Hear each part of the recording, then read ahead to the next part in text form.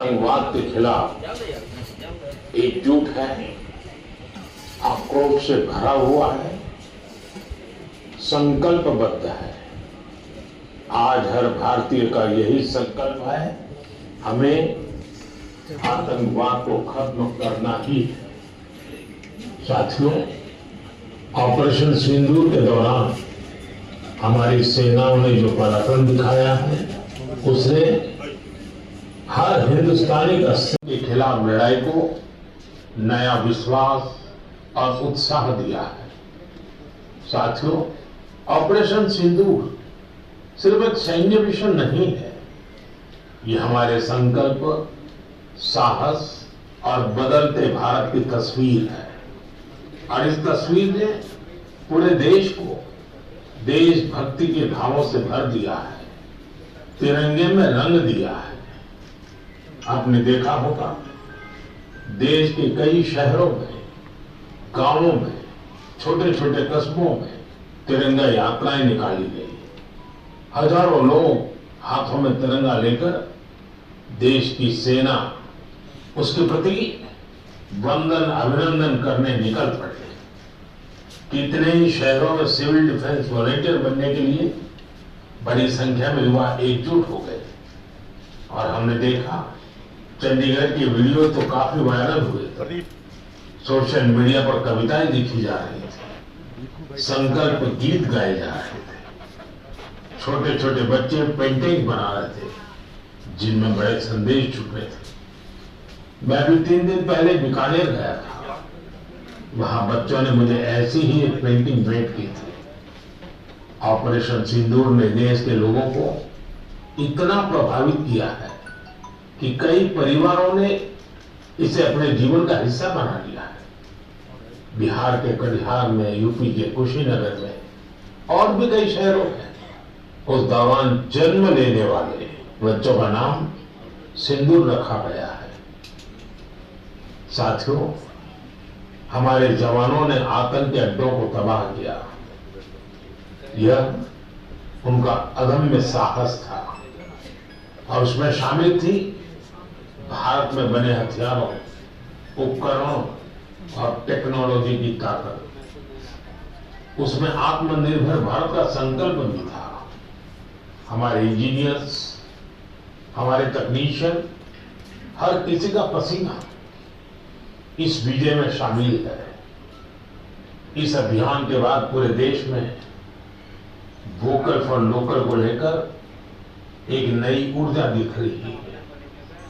कई बातें मन को छू जाती है। एक माँ बाप ने कहा, अब हम अपने बच्चों के लिए सिर्फ भारत में बने खिलौने ही लेंगे।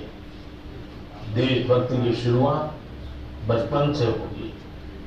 कुछ परिवारों ने शपथ ली है, हम अपनी अगली छुट्टियां देश के किसी खूबसूरत जगह में ही बिताएंगे। कई युवाओं ने मेड इन इंडिया का संकल्प लिया है, वो देश में ही शादी करेंगे। किसी ने ये भी कहा है, अब जो भी गिफ्ट देंगे वो किसी भारतीय शिल्पकार के हाथों से बना होगा। साथियों, यही तो है भारत की असली ताकत, जन मन का जुड़ाव, जन भागीदारी। मैं आप सबसे भी आग्रह करता हूं, आइए इस अवसर पर एक संकल्प लें। हम अपने जीवन में जहां भी संभव हो देश में बनी चीजों को प्राथमिकता देंगे। यह सिर्फ आर्थिक आत्मनिर्भरता की बात नहीं है, यह राष्ट्र के निर्माण में भागीदारी का भाव है। हमारा एक कदम भारत की प्रगति में बहुत बड़ा योगदान बन सकता है। साथियों, बस से कहीं आना जाना कितनी सामान्य बात है, लेकिन मैं आपको एक ऐसे गांव के बारे में बताना चाहता हूं जहां पहली बार एक बस पहुंची। इस दिन का वहां के लोग वर्षों से इंतजार कर रहे थे और जब गांव में पहली बार बस पहुंची तो लोगों ने ढोल नगाड़े बजाकर उनका स्वागत किया। बस को देखकर लोगों की खुशी का ठिकाना नहीं था। गांव में पक्की सड़क थी, लोगों को जरूरत थी, लेकिन पहले कभी यहाँ बस नहीं चल पाई थी। क्यों? क्योंकि ये गांव माओवादी हिंसा से प्रभावित था। यह जगह है महाराष्ट्र के गढ़चिरौली जिले में, और इस गांव का नाम है काटेजरी। काटेजरी में आए इस परिवर्तन को आसपास के पूरे क्षेत्र में महसूस किया जा रहा है। अब यहां हालात तेजी से सामान्य हो रहे हैं। माओवाद के खिलाफ सामूहिक लड़ाई से अब ऐसे क्षेत्रों तक भी बुनियादी सुविधाएं पहुंचने लगी है। गांव के लोगों का कहना है कि बस के आने से उन लोगों का जीवन बहुत आसान हो जाएगा।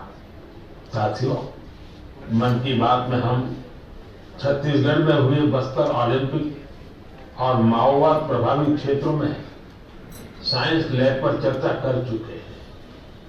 यहाँ के बच्चों में साइंस का पैशन है, वो स्पोर्ट्स में भी कमाल कर रहे हैं।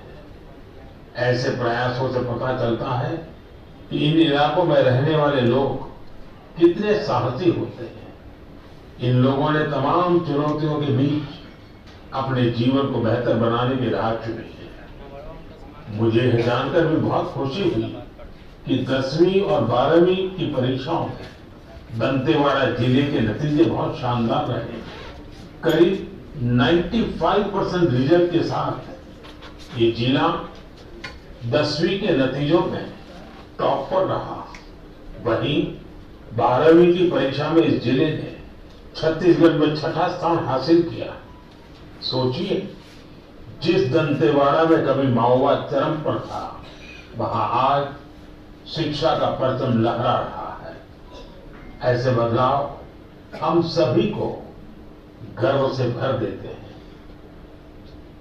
मेरे प्यारे देशवासियों, अब मैं लायंस, शेरों से जुड़ी एक बड़ी अच्छी खबर आपको बताना चाहता हूं।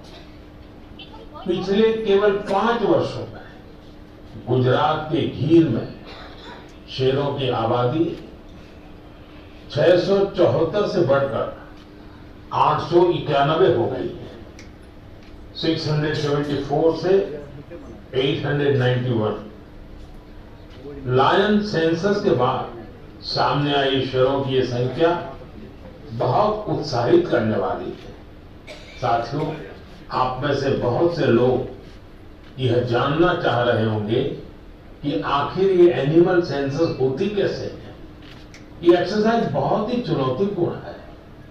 आपको यह जानकर हैरानी होगी कि लायन सेंसस 11 जिलों में 35,000 वर्ग किलोमीटर के दायरे में की गई थी।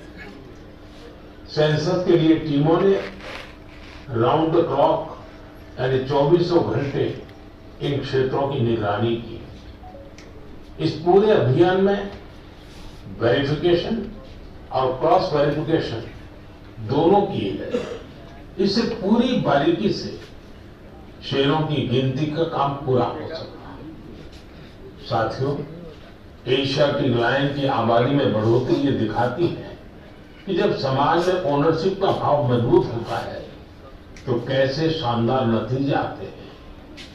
कुछ दशक पहले गीर में हालात बहुत चैलेंजिंग थे, लेकिन वहां के लोगों ने मिलकर बदलाव लाने का बीड़ा उठाया। वहां लेटेस्ट टेक्नोलॉजी के साथ ही ग्लोबल बेस्ट प्रैक्टिसेस को भी अपनाया गया। इसी दौरान गुजरात ऐसा पहला राज्य बना जहां बड़े पैमाने पर फॉरेस्ट ऑफिसर के पद पर महिलाओं की तैनाती की गई। आज हम जो नतीजे देख रहे हैं उसमें इन सभी का योगदान है। वाइल्ड लाइफ प्रोटेक्शन के लिए हमें ऐसे ही हमेशा जागरूक और सतर्क रहना होगा। यही मैं पहली राइजिंग नॉर्थ ईस्ट समिट में गया था। उससे पहले हमने नॉर्थ ईस्ट के सामर्थ्य को समर्पित अष्टलक्ष्मी महोत्सव भी मनाया था। नॉर्थ ईस्ट की बात ही कुछ और है। वहां का सामर्थ्य, वहां का टैलेंट वाकई अद्भुत है। खेलो इंडिया यूथ गेम्स का ये पहला आयोजन था जो ओलंपिक चैनल के जरिए दुनिया भर में पहुंचा। पूरे विश्व के लोगों ने हमारे युवा खिलाड़ियों की प्रतिभा को देखा और सराहा। मैं सभी पदक विजेता, विशेषकर टॉप के 3 विनर्स महाराष्ट्र, हरियाणा और राजस्थान को बधाई देता हूं। साथियों, इस बार खेलो इंडिया में कुल 26 रिकॉर्ड बने। वेट लिफ्टिंग स्पर्धाओं में महाराष्ट्र की अस्मिता धोने, ओडिशा के हर्षवर्धन साहू और उत्तर प्रदेश के तुषार चौधरी के शानदार प्रदर्शन ने सबका दिल जीत लिया। वहीं महाराष्ट्र के साईराज परदेशी ने तो 3 रिकॉर्ड बना डाले। एथलेटिक्स में उत्तर प्रदेश के कादिर खान और शेख जिशान और राजस्थान के हंसराज ने शानदार प्रदर्शन किया। इस बार बिहार ने भी 36 मेडल्स अपने नाम किए। साथियों, जो खेलता है वही खिलता है। यंग स्पोर्टिंग टैलेंट के लिए टूर्नामेंट बहुत मायने रखता है। इस तरह के आयोजन भारतीय खेलों के भविष्य को और संवारने वाले। मेरे प्यारे देशवासियों, 20 मई को वर्ल्ड बी डे मनाया गया।